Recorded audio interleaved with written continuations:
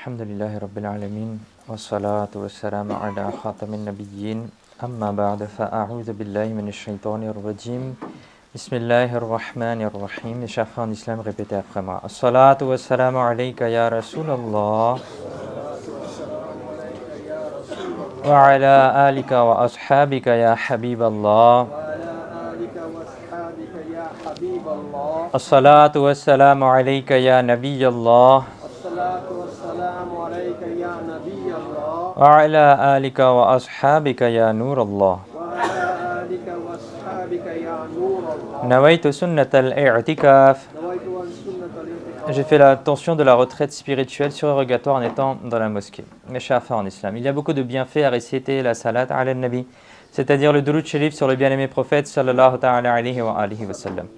À ce propos, il est rapporté un hadith dans un livre qui s'appelle Arba'in Attar, volume 2, page 12, hadith numéro 12.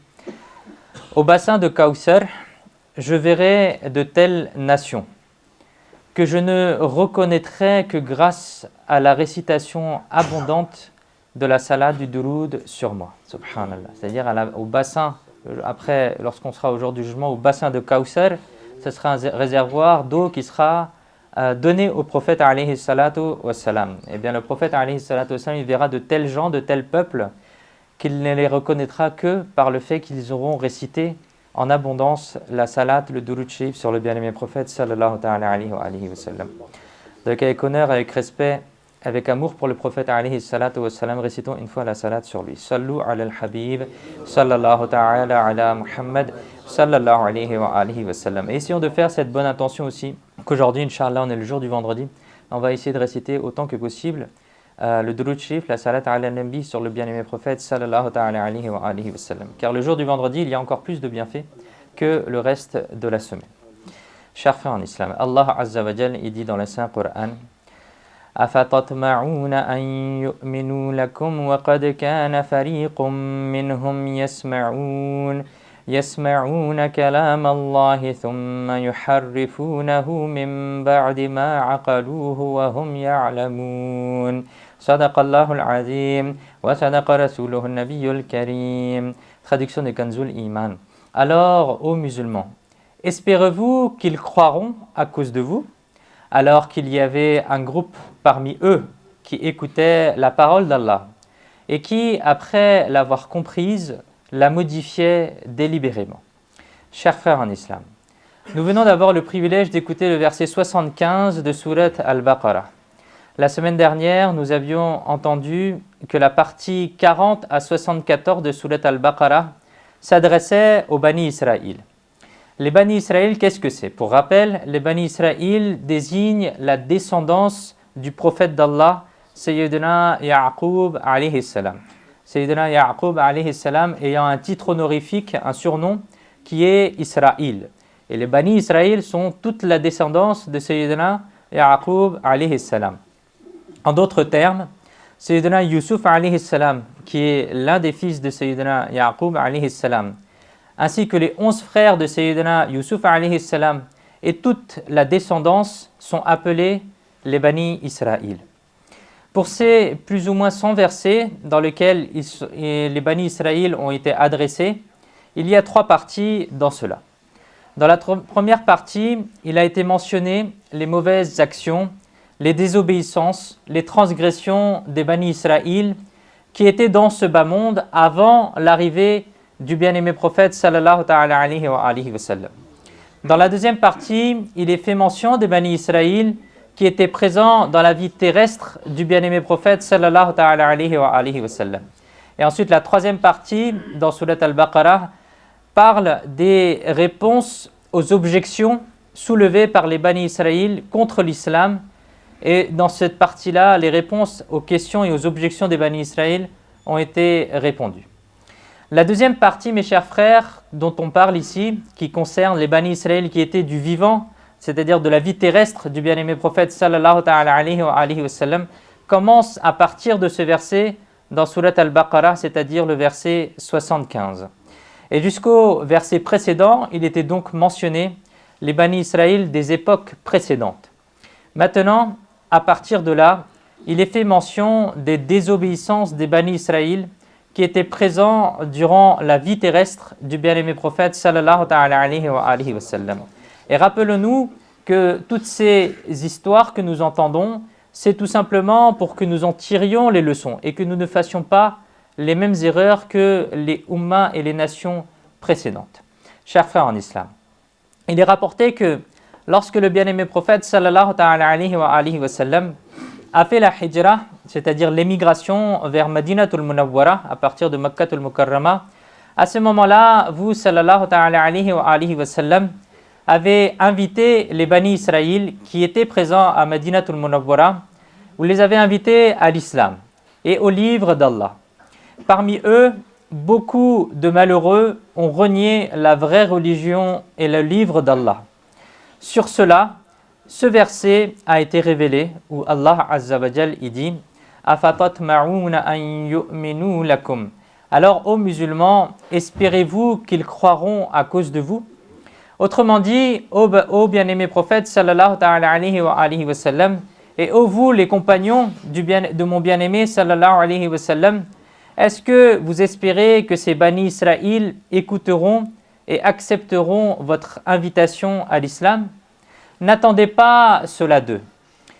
Ensuite, dans la suite de ce verset, il est dit « Alors il y avait un groupe parmi eux qui écoutait la parole d'Allah et qui, après l'avoir comprise, la modifiait délibérément. » Autrement dit, il y avait un groupe parmi eux qui lisait, qui écoutait, qui comprenait la parole d'Allah, c'est-à-dire la Taura al-Sharif.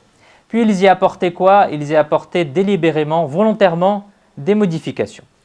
S'ils sont dans cet état, alors comment pourront-ils croire? N'attendez donc pas d'eux qu'ils acceptent votre invitation à l'islam. Les respectables savants disent et expliquent ce verset de la manière suivante. Le bien-aimé prophète sallallahu alayhi wa sallam et les honorables compagnons alayhim ridwan avaient très envie que les Bani Israël lisent et récitent la shahada et droit également au paradis. Mais lorsque les Bani Israël n'ont pas accepté l'islam, malgré avoir compris la vérité, alors ces personnalités de haut rang ont été très attristées. Et dans ce verset, ils ont été réconfortés. Et qu'il n'y a pas de quoi être triste, que leur prédication est bonne, que les musulmans font la bonne chose à propager l'islam et à expliquer l'islam. La manière d'inviter à l'islam est très bien, mais c'est de la faute des Bani Israël, car ils n'ont pas la capacité de croire dans la vérité. De là, nous apprenons que les honorables compagnons alayhim ridwan étaient très désireux, avaient énormément envie d'inviter les gens à la piété, d'inviter les gens à la droiture, d'inviter les gens à l'islam. Ils avaient un très fort désir que, tout comme nous sommes devenus musulmans, ces gens aussi devraient le devenir. Mais lorsque les gens n'acceptaient pas la vérité, alors ils étaient très attristés. Qu'Allah Azza wa Jal nous accorde aussi cette passion et ce désir. Amin. Chers frères en islam, l'une des principales raisons pour lesquelles les mauvaises choses se répandent dans la société est que nous n'avons plus envie d'inviter les gens vers la piété. Nous faisons peut-être nos prières à l'heure, mais nous ne nous sentons pas tristes en voyant nos frères qui ne font pas leur prière. Nous n'avons pas envie de les inviter à la prière. Nous récitons peut-être le Coran, mais à la maison, les enfants et le reste de la famille ne récitent pas le Coran et nous n'éprouvons aucune tristesse à cela. Nous avons peut-être une barbe pour accomplir la sunna, mais ça ne nous fait pas de mal de voir les autres se raser la barbe. Nous n'écoutons peut-être pas de la musique, et c'est une bonne chose, mais ça ne nous fait pas de mal de voir ceux qui écoutent de la musique et des chansons. Certains musulmans mettent de la musique dans leur commerce, dans leur voiture, dans leur restaurant, mais nous n'avons pas le courage de les inviter vers la droiture et vers la piété. Cette faiblesse, mes chers frères, qui est arrivée en nous aujourd'hui, c'est-à-dire le fait que nous n'avons plus la passion d'inviter vers la droiture, le fait que l'invitation vers la droiture diminue de plus en plus, le fait que cela ne nous rende pas tristes de voir nos frères en islam désobéir à Allah Azza wa Jal, c'est à cause de cela que des milliers de mauvaises choses prennent naissance et prennent racine dans la société. Le bien-aimé prophète sallallahu alayhi wa sallam a expliqué cela dans un hadith avec les belles paroles suivantes. Ceux qui enjambent les hududullah, c'est-à-dire violent les commandements d'Allah, et ceux qui aident ces gens dans cette affaire, c'est-à-dire qu'eux-mêmes ils n'interdisent pas le mal malgré qu'ils en aient le pouvoir, sont comme des gens qui, lorsqu'ils sont montés dans un bateau, ils ont tiré au sort entre eux.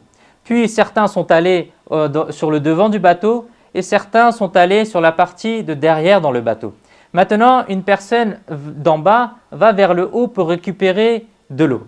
Mais les gens d'en haut, ils ne sont pas contents et ils n'apprécient pas que cette personne, elle vienne en haut. Alors cette personne-là, qu'est-ce qu'elle fait? Elle va commencer à prendre une hache et elle va commencer à creuser, elle va vouloir creuser dans le bateau et casser le bateau. Alors les gens qui sont en haut du bateau, ils disent « mais pourquoi est-ce que tu fais cela ?» Et alors la personne a dit « puisque vous n'aimez pas que je vienne chercher de l'eau près de vous, je vais creuser pour récupérer de l'eau directement d'en bas. » Alors le bien-aimé prophète sallallahu alayhi wa sallam, il explique cet exemple en continuant avec ces paroles suivantes. Si ces gens lui retirent la hache de la main, alors ils seront tous sauvés. S'ils lui permettent de faire un trou dans le bateau, alors le bateau se remplira d'eau et tous seront noyés et détruits. Dans Miratul Manajih, il dit à propos de ce hadith que dans ce hadith sacré, l'importance d'empêcher le mal et d'ordonner la piété a été clairement expliquée à travers cet exemple.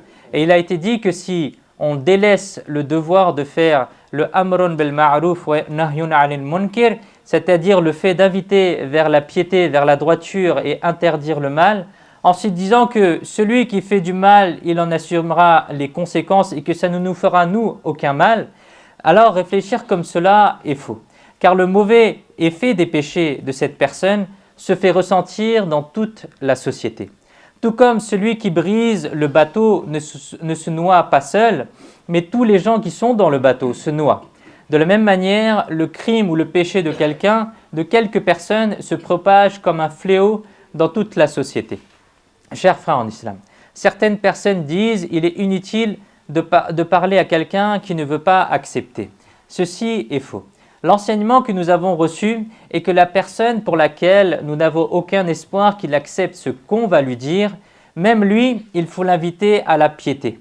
Et cette personne, afin que la preuve soit complète pour lui, afin que la hujja, l'excuse que l'on a nous, ne pourra pas être présentée dans le jour du jugement. Il est dit dans le noble Coran que les gens continuent à inviter à la piété, même les personnes les plus entêtées et les plus obstinés. Et il a été dit dans Surat Al-A'raf, verset 164, « Pourquoi conseillez-vous ces gens qu'Allah va anéantir ou infliger une punition sévère ?» En d'autres termes, ces gens entêtés et obstinés qui ne veulent absolument pas écouter, qui ne veulent absolument pas suivre le droit chemin, qui ne recevront que le châtiment. Pourquoi conseillez-vous ces gens aussi obstinés que cela? Pourquoi perdez-vous votre temps avec cela? Ces prêcheurs ont alors dit, en réponse à cela dans le verset, pour présenter une excuse auprès de votre Seigneur. Autrement dit, que ces gens croient ou non, notre travail consiste à inviter les gens à la piété et à la droiture. S'ils acceptent, alors c'est un bien pour eux. Mais s'ils n'acceptent pas, alors on pourra au moins présenter une excuse auprès de notre Seigneur en disant que « Oh Allah Azza wa Jal, nous les avions conseillés, on avait fait notre travail. » Cela est également un objectif d'inviter à la piété. En se disant que nous avons invité à la piété, nous avons conseillé de la meilleure manière possible, nous avons accompli notre devoir. Maintenant, il en va de la responsabilité de la personne en face. Ainsi, ceux qui en ont assez de l'invitation à la piété, ils disent par exemple « Laissez-le. À quoi bon le conseiller s'il ne va pas écouter? Quel est l'intérêt de passer du temps avec lui? De telles personnes devraient tirer une leçon de cela et ne jamais arrêter d'inviter à la piété. Qu'Allah Azza wa Jal nous permette de mettre cela en pratique. Chers frères en islam, Allah Azza wa Jal, il dit dans ce verset 75 de Surat Al-Baqarah, alors qu'il y avait un groupe parmi eux qui modifiait la parole d'Allah et qui, après l'avoir comprise, la modifiait délibérément. Ceci a été un défaut d'un certain nombre de Bani Israël. Il a été dit aux honorables compagnons, alayhim ridwan, qu'il ne fallait pas s'attendre à ce qu'ils croient. Quelle en est la raison? Quelle est la cause de cela? Il a été dit que bien qu'ils connaissaient la vérité et la comprenaient, ils étaient entêtés et refusaient la vérité, en raison de leur ego et de leur amour propre. Ils n'étaient pas prêts à accepter la vérité. Et ceux qui sont de cette nature, qui sont hostiles à la vérité, ne sont influencés pas par la vérité. Il est rapporté, mes chers frères, que lorsque notre bien-aimé prophète sallallahu alayhi wa sallam a fait la hijra, a fait l'émigration et est arrivé à Madinatul Munawwara. Alors, Sayyidina Abdullah ibn Salam, radiyallahu ta'ala anhu, qui était l'un des plus grands savants parmi les Bani Israël de l'époque, et s'est présenté dans la cour du bien-aimé prophète sallallahu alayhi wa sallam. Et dès qu'il a vu le visage béni du bien-aimé prophète sallallahu alayhi wa sallam, il a reconnu que anna wajhahu laysa biwajhin kadhab, c'est-à-dire ce visage ne peut sûrement pas être celui d'un menteur. Vous, sallallahu alayhi wa sallam, êtes sans aucun doute véridique dans le fait de dire que vous êtes un prophète. Ainsi, Sayyidina Abdullah ibn Salam, radiyallahu ta'ala anhu, a récité la shahada et est devenu musulman. Après avoir récité la shahada, vous avez dit, Ya Rasulallah, sallallahu alayhi wa sallam, les Bani Israël sont très têtus. S'ils apprennent clairement que j'ai accepté la foi, ils me parleront mal. Ils m'accuseront de plein de choses. Alors le bien-aimé prophète sallallahu alayhi wa sallam a caché Sayyidina Abdullah ibn Salam radiyallahu ta'ala anhu et a demandé aux Bani Israël, dites-moi, quel genre de personne est Abdullah ibn Salam radiyallahu ta'ala anhu? Ils répondirent, que dire de lui? Il est notre plus grand savant, notre gloire, notre fierté vient de lui.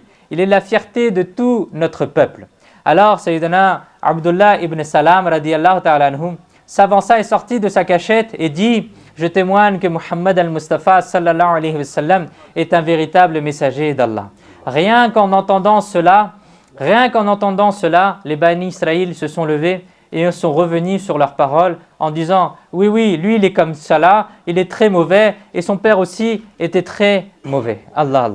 Ceci a été l'entêtement, l'obstination et le refus de la vérité des Bani Israël. Maintenant, si une personne est comme cela, alors comment pourrait-elle accepter la vérité? Nous apprenons donc que refuser la vérité à cause de son ego, à cause de son amour-propre, sont des maladies spirituelles très graves. Ceux qui ont ces maladies dans leur cœur tombent dans l'égarement.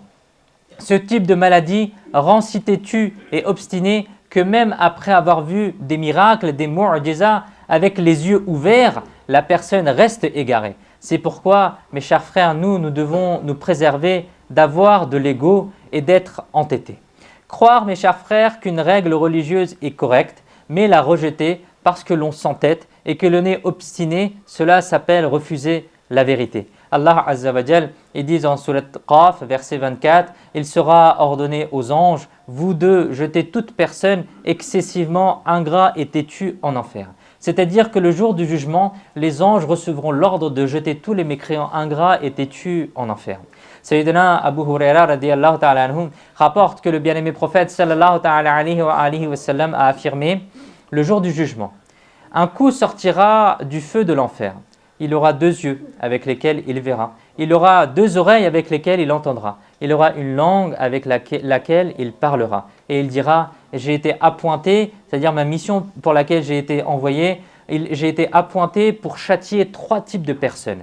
Les rebelles et les obstinés, ceux qui associent quelqu'un à Allah et ceux qui fabriquent des images. Allah, chers frères en islam, réfléchissons à cela. Quelle est la sévérité de ce châtiment? Celui qui est obstiné, le jour du jugement, il sera traîné en enfer. Et le feu de l'enfer arrivera sur lui. Nous devons donc éviter l'entêtement et l'obstination. Si nous savons que c'est une règle religieuse, que le Coran nous a ordonné cet ordre, que ce commandement nous a été donné dans les hadiths, que la charia dit cela, alors nous devons suivre cela. Nous devons nous soumettre à cela. Et nous ne devons pas nous entêter et nous obstiner à refuser cet ordre. Essayons, mes chers frères, d'apprendre une chose intéressante. L'imam al-Ghazali, rahmatullahi ta'ala alayhi, il explique que Il existe deux types de takabbur. Takabbur signifiant l'arrogance, l'orgueil. Et il existe deux types d'humilité. L'un est le tawadu'i am, c'est-à-dire l'humilité générale. Par exemple, se contenter, avoir la qana'a de vêtements modestes, d'un véhicule modeste, etc. Ça, c'est l'humilité générale, l'humilité courante. Se considérer comme quelqu'un de plus digne que cela, par exemple, se considérer supérieur aux autres et mépriser les autres. Et le takabbur am, c'est-à-dire l'arrogance, l'orgueil courante. La seconde type, c'est le kha, c'est-à-dire le particulier. La seconde, c'est l'humilité particulière. C'est le fait de s'habituer à accepter la vérité, la vraie parole. Et l'inverse, c'est-à-dire éviter d'accepter la vérité, se considérer supérieur et plus digne que la vérité, c'est l'arrogance particulière, l'orgueil particulier. Malheureusement, aujourd'hui, parmi les gens qui s'entêtent, qui sont obstinés, c'est-à-dire qui ont de l'arrogance, qui ont de l'orgueil, cela augmente de plus en plus. Il y a de plus en plus de personnes qui sont comme cela. Combien de personnes ne sont pas prêtes à écouter la vérité et lorsqu'elles l'entendent, elles ne sont pas prêtes à y croire. En écoutant quelqu'un qui nous invite vers la piété, on trouve des excuses. Il est courant de faire de petites choses un problème d'ego. Il y a beaucoup de gens qui se sentent insultés lorsqu'on les conseille. Si on regarde dans les maisons, les parents de la fille ne peuvent pas conseiller le garçon de la belle famille. Les personnes ayant une famille moins élevée dans la société ne peuvent pas conseiller les personnes d'une société qui sont dans une strate plus haute. Un homme ordinaire ne peut pas conseiller une personne élevée dans la société. Dans les mosquées, un jeune savant ou un prêcheur ne peut pas conseiller une vieille personne. Les gens normaux ne peuvent pas conseiller quelqu'un qui a un haut poste. Dans les mosquées, il y a toujours ce problème. Les gens conseillent, mais en face, la personne s'offusque. La personne prend cela personnellement. Il y a un risque, si on dit cela, à ce que la personne en face ne va pas s'énerver. Un jour, un imam il raconta que avant le début de la prière en groupe, il a dit « Mettez les enfants derrière dans le rang. Faites aligner dans une rangée tout au fond les enfants. » Et une personne, elle se tenait au premier rang, elle a dit « C'est quoi le problème ? Pourquoi est-ce que vous dites cela ? Quelle est la faute de mon enfant ?» etc. etc. Dites-moi maintenant, quelle est la faute de l'imam ? C'est la charia qui nous a ordonné d'aligner les enfants au fond. Nous devrions donc obéir à cela. Une personne s'est assise quelque part, par exemple, pour manger quelque chose qui est considéré dans le fiqh hanafi comme makruh, c'est les tripes. Et le savant il lui a expliqué que c'est pas autorisé de manger cela. Mais la personne, elle a continué à dire ah bon, c'est pas autorisé. Bon, je continue à manger, mais il faut m'expliquer c'est quoi le dalil, c'est quoi l'explication. Al-aman ou al-hafiz. Ça, c'est ce qu'on appelle l'obstination et l'entêtement. Nous devrions nous débarrasser de cette mauvaise habitude. Nous devrions accepter la vérité immédiatement dès qu'elle nous est révélée. C'est autre chose d'être faible dans l'action, mais refuser d'écouter quelque chose de vrai, au lieu d'accepter la vérité, mais commencer à gronder celui qui nous conseille, ça c'est une mauvaise chose. Et de nos jours, il y a une façon de faire qui devient courante. Lorsque quelqu'un appelle vers la piété, les gens commencent à trouver des défauts en lui. Par exemple, oui, voilà le grand imam, c'est toi qui vas nous conseiller. J'en ai vu des gens pleins comme toi. Certains indécis disent même, continuez votre chemin, c'est entre moi et Allah. La hawla wa la quwwata illa billah. Chers frères en islam, ce sont des paroles très dures. On ne devrait jamais dire des choses comme cela. Le compagnon du prophète, Sayyidina Abdullah ibn Mas'ud radiyallahu ta'ala anhu, a dit « L'un des péchés majeurs auprès d'Allah est celui de dire à quelqu'un de craindre Allah et qu'il réponde « Pense à toi ». Est-ce que c'est une personne comme toi qui va me conseiller ? Allah, Allah. Réfléchissons à cela. C'est un crime très grave, alors que de nos jours, ce genre de paroles sont devenues courantes. Les gens disent sans aucune hésitation à celui qui invite à la piété « Pars mon frère, va faire ton travail, arrête de nous faire la morale ». Il y avait un hypocrite qui s'appelait Akhnas ibn Shurayq. Une de ses caractéristiques a été donnée dans Surat al-Baqarah, verset 210. Et lorsqu'on lui dit « Crains Allah », il s'obstine davantage dans ses péchés. L'enfer est suffisant pour lui et c'est en effet un lieu de repos très misérable. Autrement dit, cet hypocrite a un cœur si dur et mauvais que lorsqu'un musulman le conseille, l'invite vers la piété, lui dit de s'abstenir des péchés, craint Allah, alors son faux honneur lui fait commettre encore plus de péchés. Au lieu d'accepter ce qu'on lui dit, il dit « Moi, je suis respecté, je suis conseillé par quelqu'un comme toi, maintenant je vais faire 2 fois plus de péchés. » Écoutons aussi quelle est la punition de ce type de personnes très mauvaises. Allah Azza wa Jal, il dit toujours dans ce verset 206 de Surat Al-Baqarah, l'enfer est suffisant pour lui et c'est en effet un lieu de repos très misérable. Et le célèbre commentateur du Coran, Hakim al-Ummat Mufti Ahmad Yarkhan Naimi rahmatullahi alayh, dit sous ce verset que la pire personne est celle qui écoute les conseils et s'obstine à s'y opposer. Cela a été désigné comme un grand péché dans les hadiths.